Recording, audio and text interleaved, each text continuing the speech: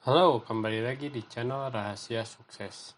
Kali ini kita akan membahas suatu ilmu yang dari Robert Kiyosaki juga ya, yang mungkin kalian pasti sudah tahu, yaitu mengenai si cash flow quadrant ini.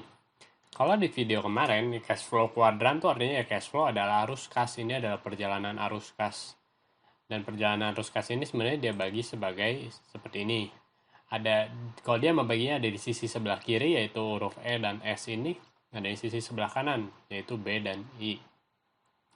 Nah, ini adalah suatu perjalanan di mana kalau kamu ingin menjadi orang yang kaya seperti itu ya, atau yang bebas secara finansial setidaknya, dan kamu bisa pensiun tanpa khawatir tentang keuangan, mungkin kamu mempelajari hal ini itu sangatlah penting gitu. Nah, kita bahas aja gitu ya perbedaannya ya. Nah, ketika kamu menjadi employee itu adalah seorang karyawan.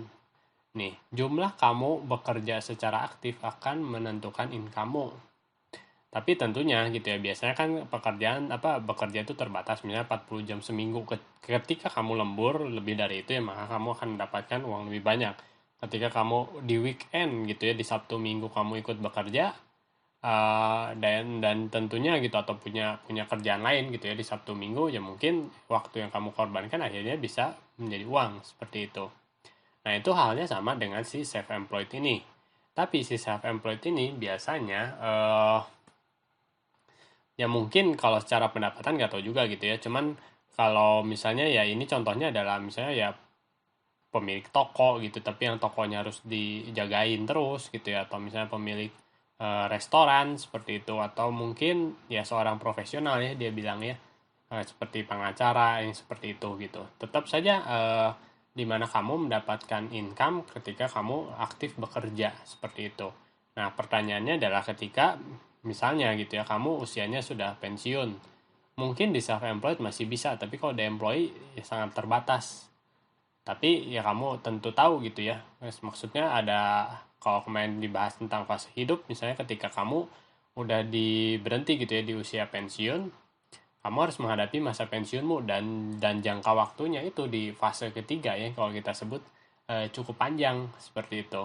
Nah, itu adalah kekurangan dari si employee ini. Mungkin selama bekerja kamu aman, tapi aman juga seiring dengan ya amannya perusahaan kamu gitu ya. Kalau perusahaannya cukup gawat atau misal menuju kebangkrutan, juga kan posisi kamu sebagai employee juga terancam gitu ya. Misalnya sekarang kena COVID gitu, perusahaan kena COVID terus keuangannya terganggu, oh mungkin ya kamu sebagai employee juga pasti was-was lah gitu ya.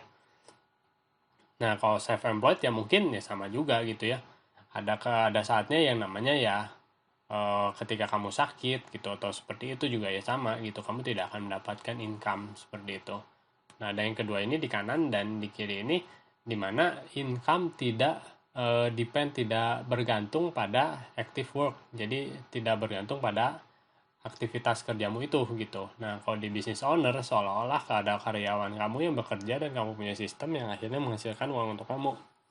Sedangkan di sisi investor adalah uang yang kamu tanamkan, investasikan akan menjadi uang kembali.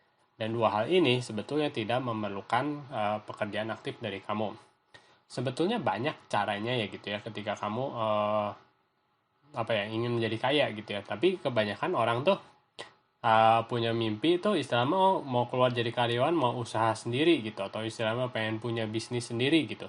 Nah, tapi ya hati-hati juga gitu ya, bisa terjebak di sini, dan syukur-syukur kamu bisa sampai ke sini. Tapi ketika kamu ke sini, mental dan skill yang kamu punya itu sangat-sangat berbeda. Jadi ketika kamu bilang nih ya, oh saya akan mengumpulkan modal gitu ya, menjadi karyawan dulu, bekerja dulu, mengumpulkan modal, mencari pengalaman, mencari skill juga.